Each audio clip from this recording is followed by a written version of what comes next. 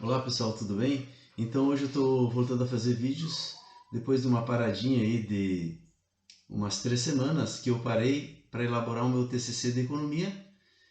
E vocês sabem que eu me formei primeiro em engenharia muitas décadas atrás, depois em filosofia e agora, se tudo der certo, vou me formar em economia, né? E falo isso para demonstrar minha curiosidade, né, de estudar e de descobrir as coisas. Por que que eu estou falando isso?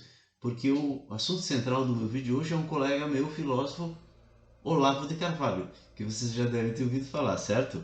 Bom, a primeira coisa a dizer sobre Olavo de Carvalho é que eu não conheço muito Olavo de Carvalho. Por que que eu não conheço? Porque as poucas coisas que eu vi dele, os vídeos, algumas coisas que ele escreveu, me demonstraram que não me levariam muito longe dentro do meu interesse, da minha curiosidade filosófica, certo? E eu acho que no decorrer dos vídeos vocês vão entender por quê. A segunda questão é que alguns dizem assim: será que Olavo de Carvalho era filósofo? Não, ele não era filósofo, era um charlatão. Bom, eu queria dizer que é possível ser charlatão e ser filósofo. Então, ser charlatão, se é que ele era ou não era, né? Isso não desfaz a possibilidade dele ser filósofo, porque ser filósofo é principalmente ser curioso, ser amante do conhecimento, estar sempre pensando, lendo, escrevendo, né? E eu acho que sem dúvida o Olavo de Carvalho era. Agora, se ele era um bom ou mau filósofo, isso é muito subjetivo, né, de cada um. Eu, por exemplo, não acho ele um bom filósofo e eu vou explicar por quê, certo? A minha explicação é sempre igual nesse canal, é uma explicação que tem um aprofundamento histórico, que coloca o panorama do planeta como um todo, certo? Muito bem, então vamos lá. Vocês sabem que existia a história antiga, né? Aquele período que vem antes da antiguidade greco-romana, certo? Que eu digo que o mundo vivia num modo oriental de ser. Por que eu digo modo oriental de ser? Porque não era separado a teoria da prática, nem o natural do sobrenatural. Os deuses estavam todos no mundo, né? E não tinha uma coisa, a abstração que tem hoje, que tu cria um mundo na cabeça abstrato, né? O mundo era todo concreto. As ideias também eram concretas, certo? Por incrível que isso possa parecer. Então, naquele mundo antigo, as pessoas estavam mais mergulhadas na realidade, no presente. Tu não tinha um passado, nem um futuro. Tu estava sempre mergulhado no presente. E os índios aqui brasileiros, os Yanomamis, que hoje está se falando, eles ainda vivem assim. Eles não têm uma noção muito clara de passado, nem muito clara de futuro. E a Ásia, ela vive ainda muito desta maneira. Por isso mesmo que o asiático, quando ele vai construir essa caneta, para ele é uma diversão. Ele faz uma, 10, 100, cada caneta é nova. Que nem uma criança, lembram? A gente via o mesmo filme várias vezes e ria, ou lia os mesmos gibis e achava engraçado, certo? Agora que a gente é adulto ocidental, a gente acha chato, porque a gente que é chato, porque a gente acha que essa caneta eu vou fazer 10 vezes é sempre a mesma caneta. Será que é sempre a mesma caneta? O Heráclito diria o quê? Não nos banhamos 2 vezes no mesmo rio, certo? Então, pode ser que o gibi seja o mesmo, mas eu já mudei e eu vou ler ele de maneira diferente, entende? Mas quem era Heráclito? Era um pré-socrático. Ele estava ainda na antiguidade, vocês me entendem? Depois veio a antiguidade greco-romana, que foi quando surgiu o Ocidente. Como é que ele surgiu? A partir de um Ocidente que estava latente no planeta, certo?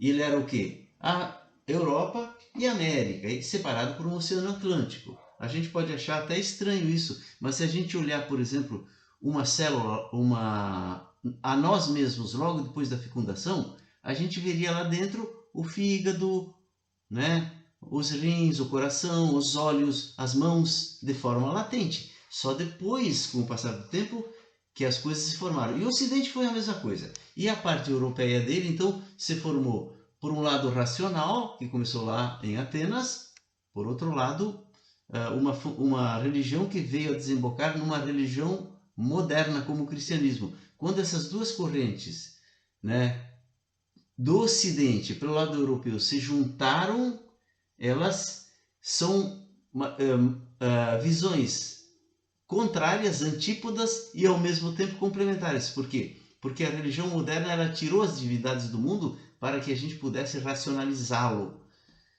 E levou então o sobrenatural para outro mundo, coisa que a filosofia grega, no seu ápice em Aristóteles, disse: há um único Deus, certo? Então essas duas coisas se fundiram na Idade Média e que formaram um Ocidente que é assim duplo e aos olhos do Oriente falso, certo? Porque a gente diz uma coisa e faz outra coisa. A gente tem teoria e tem prática. A gente é santo quando vai na igreja, mas quando a gente vai fazer negócios, a gente não é nada santo. O Ocidente é assim.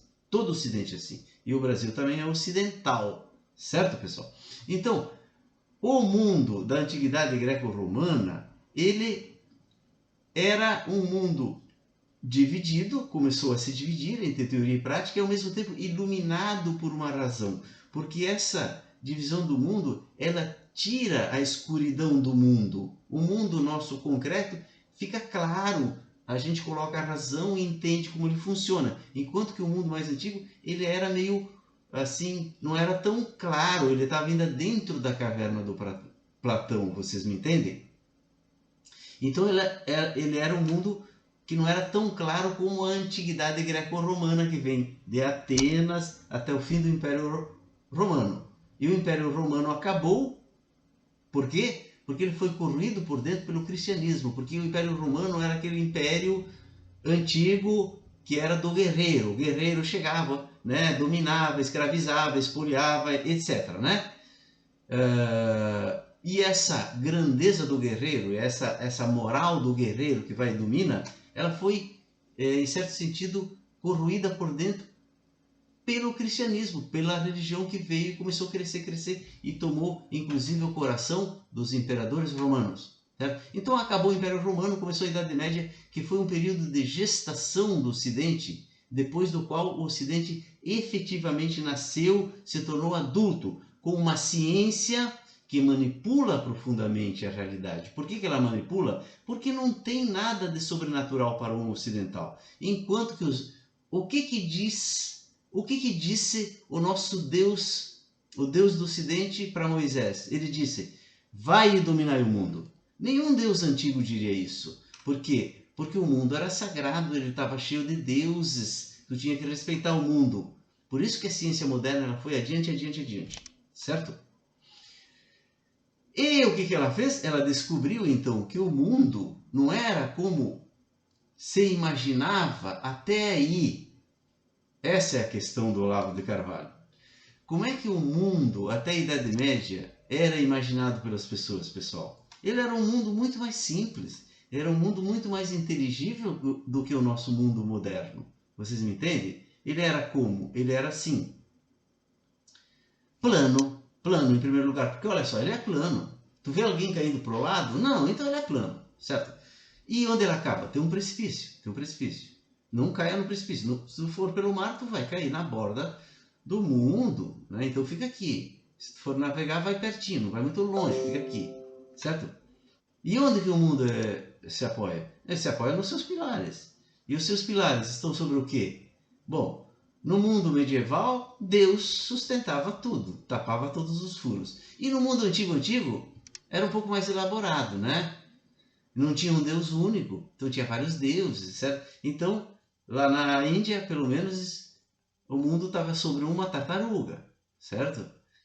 E aí se tu perguntar, se a tartaruga está sobre um elefante, está nas costas de um elefante. E o elefante? Ah, o elefante está parado, rapaz. Eu já te expliquei demais. Vamos mudar de assunto, certo? Era mais ou menos assim. E o céu? O céu é uma abóbada, tá vendo essa abóbada? Então, lá estão grudadas as estrelas, a lua, entendeu? O sol. E se eu furar a abóbada? Ah, então eu vou entrar no céu. Lá tem Deus, os anjinhos, Nossa Senhora, certo? E as pessoas que já morreram, as boas, porque as petralhas, esse pessoal ruim aí, vai para o inferno lá com o diabo, que é lá embaixo da terra. Deus me livre de cair lá, né, pessoal? Então era um mundo assim. E Deus, depois a elite, os reis, que tinham o poder de Deus, depois aquela elite toda, né? A aristocracia, certo? Que eram os donos de terras, qualquer lugar, era tanto no Oriente como no Ocidente. atividade era a terra, não tinha ainda se desenvolvido uma burguesia comercial forte, depois com indústria, com bancos, que surgiu depois da Idade Média, no Ocidente, certo? Pelo menos de forma forte. Eu disse para vocês que apareceu um ensaiozinho lá em Atenas, justamente que criou tudo isso que veio até nós, a racionalidade, o teatro, as artes, todas essas coisas que sempre acompanham esse modelo moderno que acompanha a burguesia e o proletariado, certo? Ok. O que ocorre? Depois que o Ocidente nasceu, que ele descobriu que o mundo não é isso, porque ele foi para o céu e não viu Deus, ele viu que, enfim, que a gente não consegue entender completamente o mundo, ele teve que mudar essa explicação. Então a filosofia, por exemplo, diz assim, que a razão humana é incapaz de explicar tudo. Então existe uma coisa oculta no mundo. Onde? Não sei. Segundo Kant, numa instância aliures, certo? Ou num mundo metafísico. Tem aqui o mundo físico. Deus está aqui? Não. Então ele está no metafísico. E as pessoas que morreram? Também no mundo espiritual, ou sei lá o quê. Então ficou mais difícil de entender. A própria questão assim da moral foi começada a colocar em xeque. Ah, mas é a moral do Senhor, mas e o outro cara? Ele tem outra moral. Será que é absoluta aquela? Será que realmente o rei representa Deus? E aí foi surgindo uma sociedade muito mais complexa de entender. E se a pessoa não quer entender, ela não entende mesmo. Se para ela serve aquele mundo em que tem assim os iluminados aqui e ela se põe no grupo dos iluminados, né? Que nem o Olavo de Carvalho e o pessoal que segue ele, eles se acham a elite. E o povo é bucha de canhão. Então esse modelo de mundo é ligado àquele mundo antigo, que é ligado ao quê? À terra. Quem é que alimenta esse modelo de mundo no Brasil? Os ruralistas, que são a nova forma da aristocracia agrária dos senhores feudais da Idade Média, os proprietários de terras que têm essa visão. Eles são inimigos da modernidade. Por isso que o Olavo de Carvalho, por exemplo, começava às vezes seus vídeos com aquelas musiquinhas, né, do tempo ainda da Belle Époque, que é aquele período anterior à Primeira Guerra Mundial, que essa aristocracia estava mandando, certo? Ela estava junto com a burguesia ali, foi um período que burguesia e aristocracia agrária conviveram, certo? Depois é que elas começaram a brigar, né? Na Guerra Franco-Prussiana, na Primeira Guerra Mundial, na Segunda Guerra Mundial. Certo? E até hoje elas estão brigando. Lá na Rússia, é a aristocracia agrária, na Rússia, lutando contra a modernidade na Ucrânia, porque a Ucrânia representa o modelo ocidental, o modelo democrático, o modelo que tem mais liberdades. E o mundo antigo não gosta disso. Se isso começar a chegar perto, ele fica nervoso e quer acabar. Vocês entendem por que nós no Brasil estamos com problemas? Nós, quem é naturalmente da turma democrática. Quem é nessa de Deus, pátria e a chinelagem lá embaixo, bom, esse pessoal está com o Bolsonaro, certo? Mas quem é favorável à democracia, à modernidade, certo?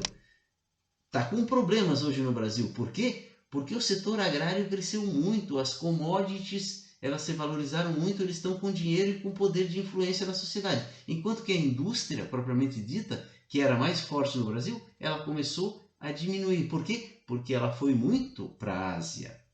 Né? E lá na Ásia, a China está com problemas inversos, porque ela tem um temperamento mais agrário, mais ligado àquela visão oriental, de ordem. Até hoje o chinês acredita que o imperador, no caso hoje é o Partido Comunista é bom porque ele está ajudando o povo. Então ele tem as bênçãos do céu. Até hoje o chinês acha isso, certo? Então ele tem esse mesmo temperamento, mas não, é o jeito dele ser, sem problema nenhum.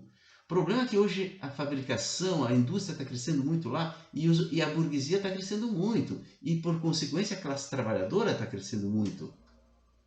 Então os problemas sociais aí começam a acontecer. O que o governo faz? Ele pega e corta algumas empresas, diminui aquele crescimento para evitar isso, mas ela vai enfrentar ainda esse tipo de problema. Enquanto que aqui o Ocidente, pelo lado americano, tanto os Estados Unidos como o Brasil se desindustrializaram. A própria Europa se desindustrializou. Então, aqui na América, onde se produz o alimento do mundo, os Estados Unidos é o maior produtor rural do mundo, seguido do Brasil. Nesses dois países, esse pessoal cresceu. E é quem?